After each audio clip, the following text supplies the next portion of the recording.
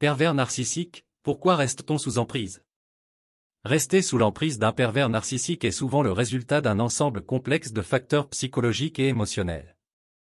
Les personnes qui se retrouvent dans de telles relations peuvent être victimes de manipulation et d'abus émotionnels, ce qui complique la prise de distance. Voici quelques raisons courantes pour lesquelles quelqu'un pourrait rester sous l'emprise d'un pervers narcissique. 1. Idéalisation initiale. Les pervers narcissiques sont souvent charmeurs et charismatiques au début de la relation. Ils peuvent idéaliser leurs partenaires, les faisant se sentir spéciaux et aimés. Cette phase peut être intense et difficile à abandonner.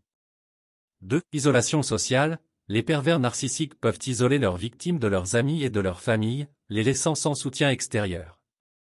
L'isolement renforce la dépendance à l'égard de l'agresseur. 3. Manipulation émotionnelle. Ils utilisent diverses tactiques de manipulation, telles que la culpabilisation, la dévalorisation et la projection, pour faire en sorte que la victime se sente responsable des problèmes dans la relation. Cela peut créer de la confusion et un sentiment de culpabilité. 4. Peur des représailles. Les victimes peuvent avoir peur des réactions violentes ou de représailles si elles tentent de mettre fin à la relation. Les menaces de diffamation, de violence physique ou d'autres conséquences négatives peuvent les retenir. 5. Baisse de l'estime de soi. Au fil du temps, les victimes peuvent perdre confiance en elles et en leur propre jugement en raison de la dévalorisation constante. Elles peuvent commencer à croire qu'elles méritent le traitement abusif. 6. Cycle d'abus. Les pervers narcissiques alternent souvent entre des périodes d'amour et d'affection, puis des périodes d'abus.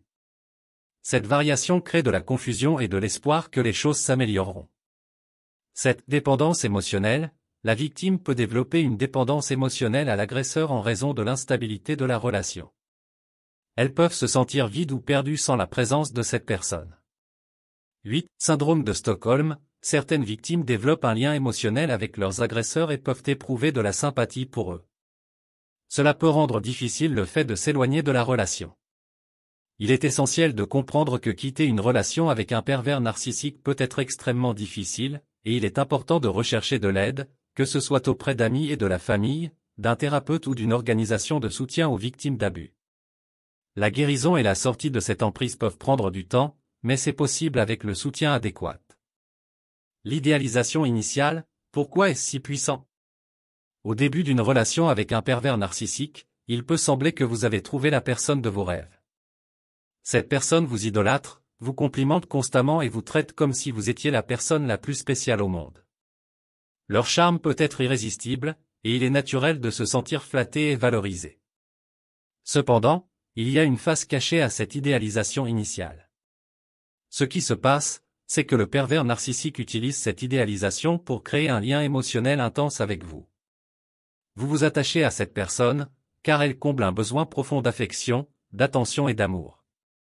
Cela crée une dépendance émotionnelle subtile mais puissante.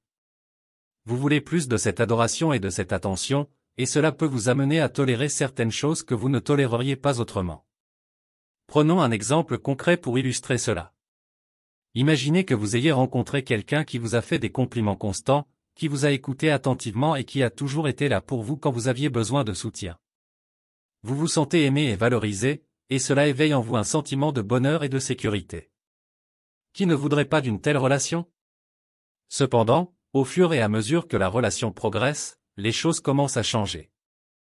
Les compliments se transforment en critiques, l'écoute attentive se mue en indifférence, et le soutien devient de plus en plus rare.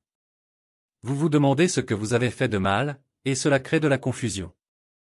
Vous commencez à essayer de récupérer l'amour et l'attention que vous aviez au début, en vous adaptant à ce que votre partenaire semble vouloir.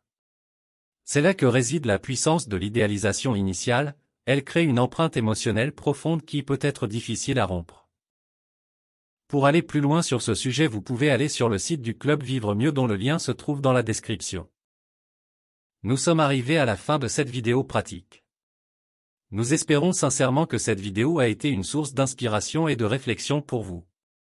Si cette vidéo pratique vous a été utile, nous vous invitons à la partager avec vos proches, vos amis et vos collègues. Merci encore de nous avoir accordé votre temps et votre attention. Bien à vous.